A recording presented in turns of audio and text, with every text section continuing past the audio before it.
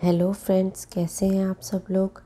आज मैं आपके लिए लेके आई हूँ बहुत ही मज़ेदार और जल्द बन जाने वाले कड़क सोन हलवा की रेसिपी। इस रेसिपी को आप सिर्फ 5 मिनट में तैयार कर सकते हैं और बच्चों और बड़ों को ये सोन हलवा बहुत ही पसंद आता है। तो चलिए रेसिपी को शुरू करते हैं। इसके लिए यहाँ पर मैंने अपना मफ़िन ट्रे ले लिया है। आप इस तरह के कुकी कटर्स ले सकते हैं या कोई भी प्याली लेकर उसके अंदर इसे सेट कर सकते हैं। कुकी कटर में बनाने के लिए सबसे पहले प्लेट में अच्छी तरह से ऑयल को ग्रीस कर लीजिए और कुकी कटर के साइड्स पर भी ऑयल को अच्छी तरह से ग्रीस कर लीजिए और इसको प्लेट में सेट करके रख दीजिए। इसी तरह से मफ़िन पैन के अंदर भी मैंने ऑयल ग्रीस कर लिया है और हम इसके अंदर कोई ड्राई नट्स डाल देंगे, जो भी आपको पसंद हो या जो भी घर में अवेलेबल हो आप वो डाल सकते हैं। मेरे पास बादाम मौजूद थे तो मैंने बादाम जो है वो इसके नीचे रख दिए हैं ताकि ये अच्छे से सेट हो जाए।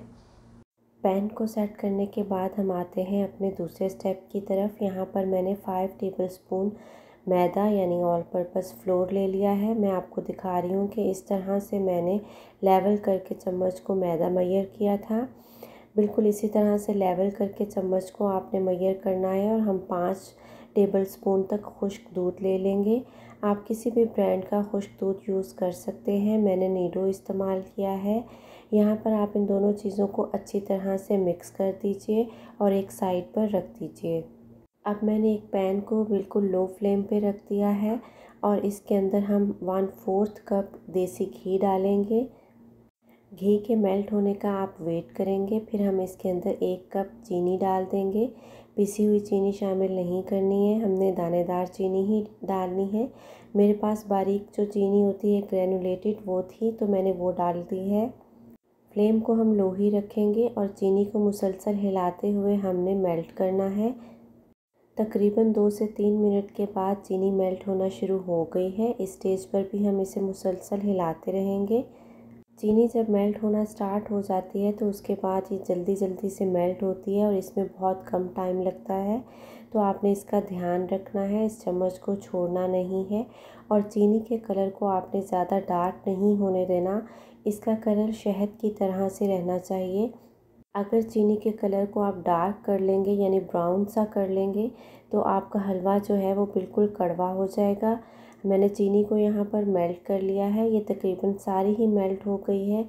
इस स्टेज पर आकर आपने फ्लेम को बंद कर देना है और अब हम पैन को चूल्हे से हटा लेंगे और अब हम इसके अंदर डालेंगे जो मैदा और हमने दूध मिक्स करके रखा था वो मिक्सचर ऐड करेंगे।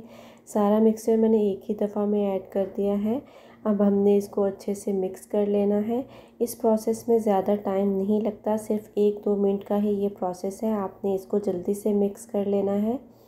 इस जगह पर हमारा जो कैरेमल है वो इतना ज़्यादा गर्म होता है कि मैदा और दूध उसके अंदर डालते ही वो अच्छे से पक भी जाता है और मिक्स भी हो जाता है। आपने भी इस प्रोसेस को जल्दी जल्दी करना है, ये आराम से इसमें मिक्स हो जाता है।